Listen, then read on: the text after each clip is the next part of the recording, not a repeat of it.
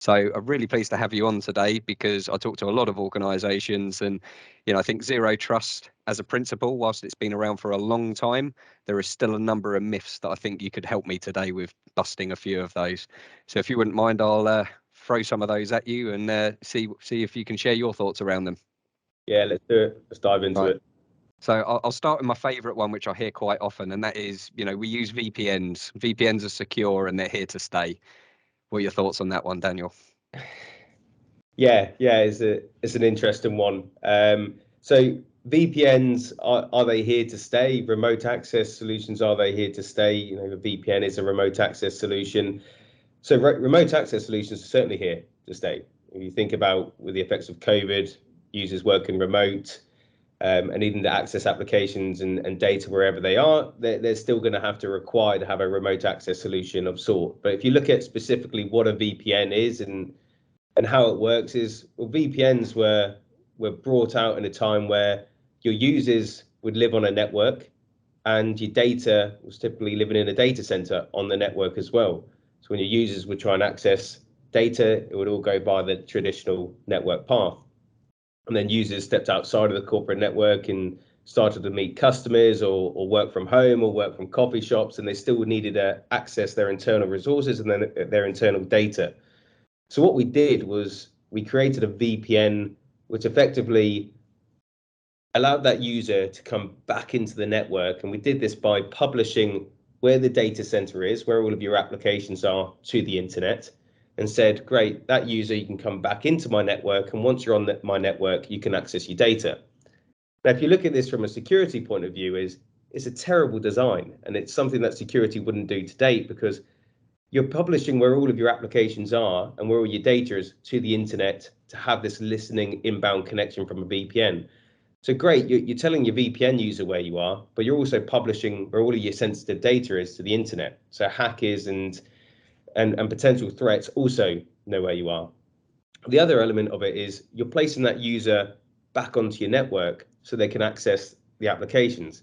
So once that user's on your network, they can potentially access other data and other aspects of your data center or network, which they shouldn't have access to.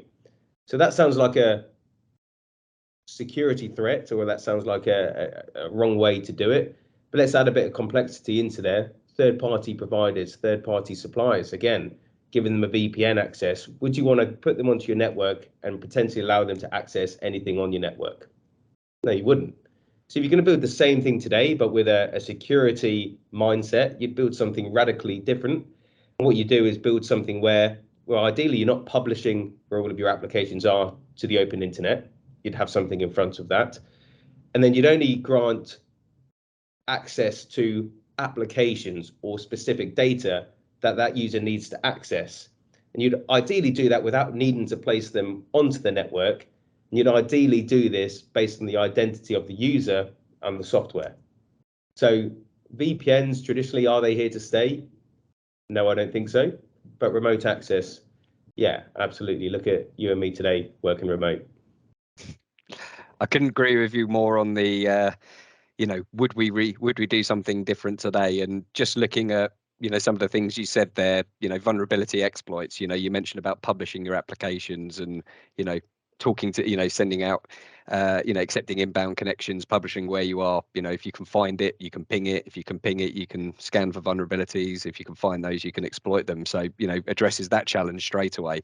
Obviously, we're controlling access as a principle of zero trust, and you've hit a really good point about the third-party access there.